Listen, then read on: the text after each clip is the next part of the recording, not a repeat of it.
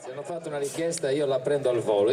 Per lui potrebbe raccontare un sacco di barzellette, ma veramente non finiamo più. Poi c'è un'altra bellissima richiesta che hanno fatto a Nello. Ormai, come dire, siamo qua, d'accordo? Ormai siamo andati oltre, Pietro, possiamo andare avanti. Dormiamo qui, Ok, possiamo andare avanti visto che la gente c'è. Allora, è arrivata una richiesta per una barzelletta che secondo me è una delle migliori in assoluto.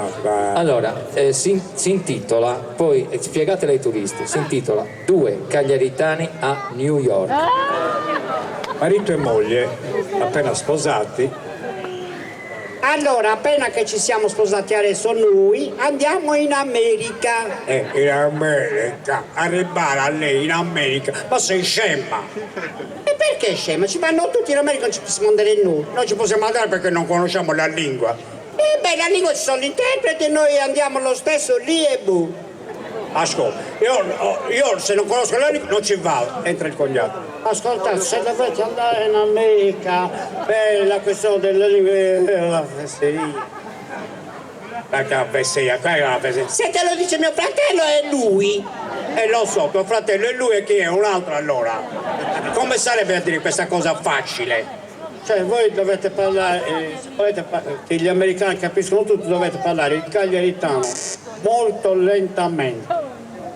E cioè, ad esempio voi dovete dire la parola motobicicletta. Se tu dici motobicicletta, il cane dice, what is this?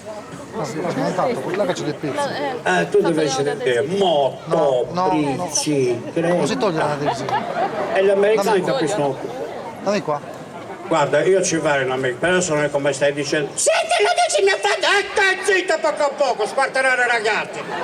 Ma sempre in mezzo ti fitti. Partono.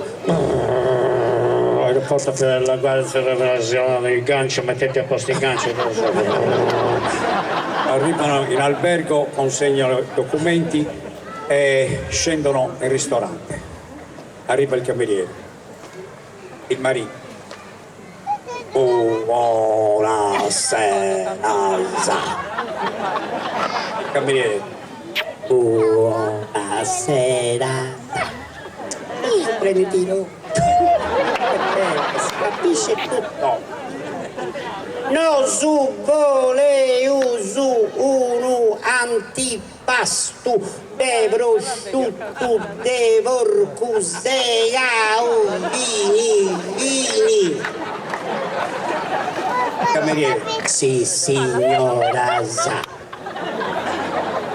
Dopo si porterà un prato di pasta asciutta con bagnatero mattina e una bistecca di guardo che non si ara di corsa. No su se usu de castello. Il cameriere de guardo Sant'Elena. Ma tu i bustetti esti de guardo Sant'Elena e no su de castello. E t'ha bisogno gesti de sigilla, chi schionai americano.